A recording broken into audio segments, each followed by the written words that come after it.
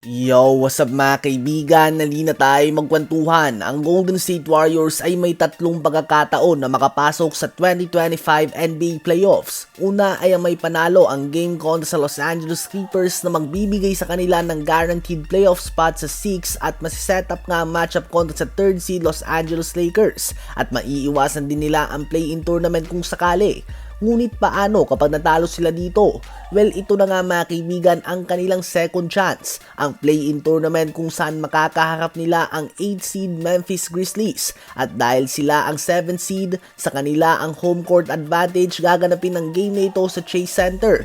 Kung mananalo sila ay officially makakamtan na nila ang 7 seed ng West at makakaharap naman nila ang 2nd seed Houston Rockets sa isang 7-game series. Paano naman kapag natalo pa din sila dito? Ito na nga ang third chance nila. Sila ay sasailalim sa isang knockout game sa mananalo sa game ng Dallas Mavericks at ng Sacramento Kings. Kapag nanalo sila dito ay sa kanila mapupunta ang 8 seed at kasado na ang 7-game series sila ng overall number 1 seed OKC Thunder. At kapag natalo naman sila dito ay mukhang hindi talaga nila deserve na makapasok sa playoffs kung sasayangin mo nga ang tatlong tsansa na ito. So mataas nga talaga ang tsansa ng Warriors na makapasok sa playoffs dahil dito. Ang question mark lang sa ngayon ay kung maglalaro ba sila ng extra games at magtatapos ba sila sa 6th, 7th or 8th seed. Sa mga fans ng Golden State Warriors, sino ba ang gusto nyo makatapat ng team na ito sa first round ng playoffs kung makakapasok man nga sila dito?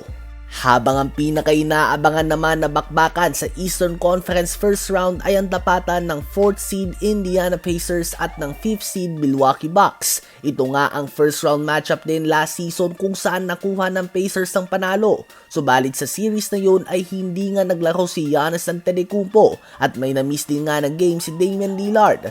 Well, ngayon nga ay hindi pa sigurado ang status si Dame time sa umpisa ng playoffs. Subalit andyan naman nga si Giannis ngayon. The last 2 years mga kaibigan ay walang sagot ang Indiana Pacers kay Giannis at nag-a-average siya ng 36.8 points, 12.7 rebounds, and 6.3 assists per game on 66.5% shooting sa field laban sa team na ito, including ang mga game kung saan nagtala siya ng 64 points and 12 rebounds on 20 of 28 shooting sa field at 54 points and 12 rebounds on 19 of 25 shooting sa field. Pure dominance nga mula sa 2-time MVP and one of the best players of this generation.